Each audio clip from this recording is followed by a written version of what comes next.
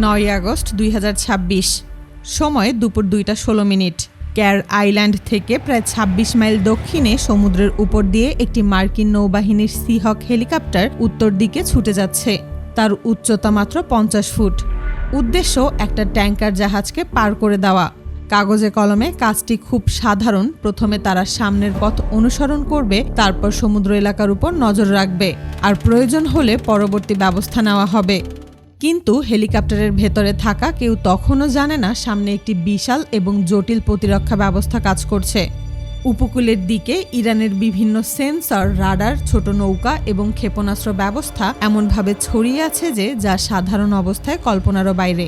হেলিকপ্টারটি যখন নিচু দিয়ে এগিয়ে যাচ্ছিল তখন হঠাৎ সমুদ্রের উপর গুলির রেখা দেখা গেল। মাত্র কয়েক সেকেন্ড আগে যেখানে হেলিকপ্টারটি ছিল সেখান দিয়েই গুলি চলে গেল।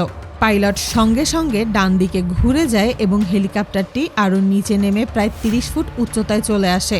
গুলি আসছিল সমুদ্রের উপর দাঁড়িয়ে থাকা একটি পুরনো ওয়েলহেড প্ল্যাটফর্ম থেকে।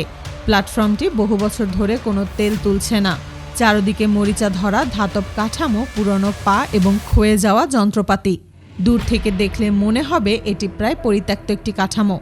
কিন্তু সেই পুরনো প্ল্যাটফর্মের উপর বসানো ছিল একটি 2 নল বিশিষ্ট 23 মিলিমিটার কামান। একজন গানার সেখানে বসে অপেক্ষা করছিল।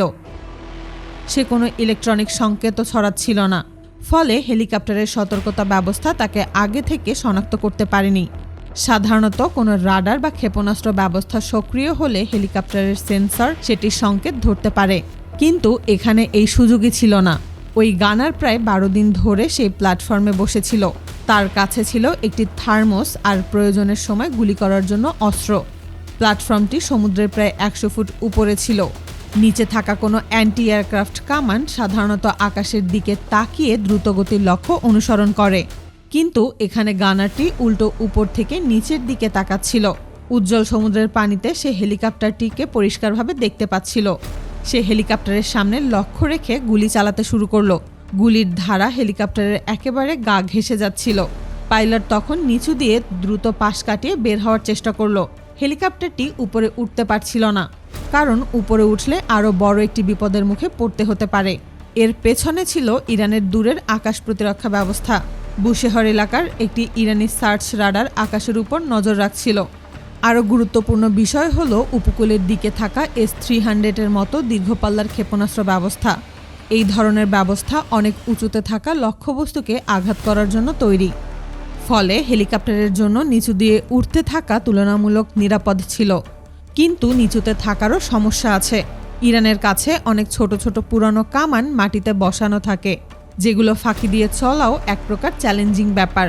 একটি হেলিকপ্টার যদি সমুদ্রের ঢেউয়ের খুব কাছে থাকে তাহলে সেটিকে শনাক্ত করা অনেক কঠিন হয়ে যায়। তাই মাত্র 50 ফুট উচ্চতায় থাকা হেলিকপ্টার অনেক সময় রাডারে ডিটেক্ট করা কঠিন হয়ে পড়ে।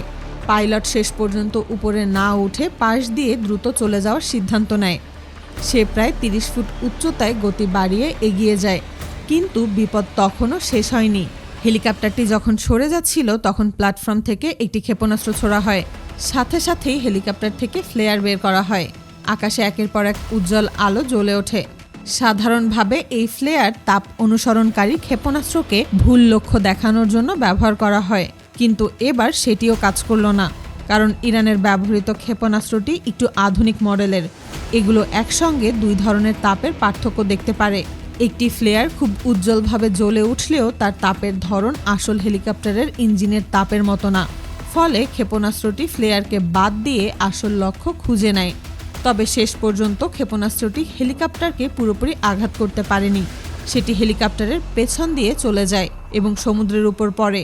মার্কিন হেলিকপ্টার শেষমেশ জাহাজটির কাছে পৌঁছায়, কিন্তু এরপর পরিস্থিতি আরও কঠিন হয়ে যায়। কুয়াশার মতো দূরের আবছা দৃশ্যের মধ্যে কয়েকটি ছোট দ্রুতগতির নৌকা দেখা যায়। এগুলো প্রায় 120 কিলোমিটার প্রতি ঘন্টা বেগে চলতে পারে এবং এগুলোর উপর অ্যান্টিশিপ ক্ষেপণাস্ত্র ও রকেট ব্যবস্থা থাকে। 4টি নৌকা একসঙ্গে এগিয়ে আসছিল। একটি নৌকা একা থাকলে সেটি সামলানো তুলনামূলক সহজ, কিন্তু 4টি নৌকা আলাদা আলাদা দিক থেকে এগিয়ে এলে সমস্যা অনেক বেড়ে যায়। পরিস্থিতি জটিল বুঝতে পেরে পাইলট দ্রুত সিদ্ধান্ত নেন সেখান থেকে বেরিয়ে যাওয়ার। অন্যদিকে জাহাজটি তার ট্রান্সপন্ডার অন করে এবং পাশে থাকা ইরানের নাভাল বেজের সঙ্গে যোগাযোগ করে। জাহাজটিকে শেষবারের মতো সতর্ক করে দেওয়া হয়। মাত্র কয়েক মিনিট সময় দেওয়া হয় সেই এলাকা থেকে ফিরে যাওয়ার জন্য। আর এভাবেই পুরো ঘটনাটি কোনো প্রকার ক্ষয়ক্ষতি ছাড়াই সমাধান হয়ে যায়।